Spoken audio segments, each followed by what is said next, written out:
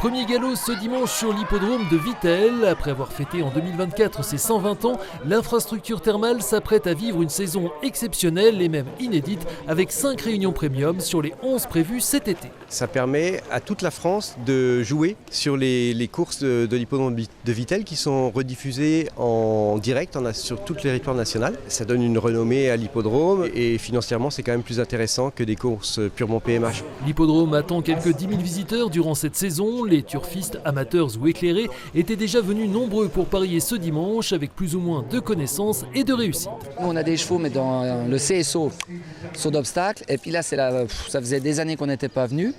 Et puis par hasard je choisis le 1 et il termine premier, c'est pas beau ça? Comment ça se passe jusqu'ici?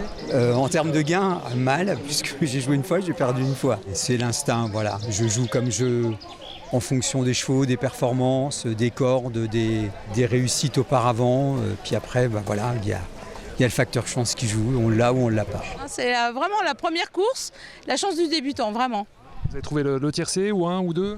Écoutez, déjà le 7 qui n'était pas prévu, moi j'ai misé dessus et voilà, il est arrivé premier, donc c'est super.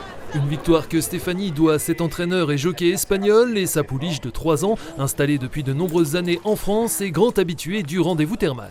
Ça fait énormément de plaisir. Et ici, on se régale à chaque fois qu'on vient et gagner la première de la saison et déjà gagner avec une pouliche comme il est dit, ça fait énormément de plaisir. Vous êtes engagé avec 3 chevaux aujourd'hui, ils ne souffrent pas trop de la chaleur?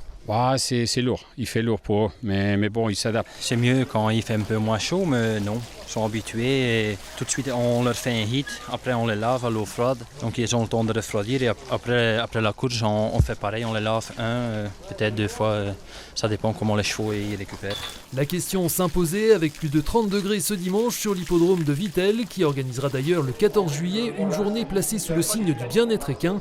Autre grand rendez-vous de la saison, le concours de chapeau le 15 août et donc les 5 réunions premium. La première se tiendra lundi prochain, 7 juillet.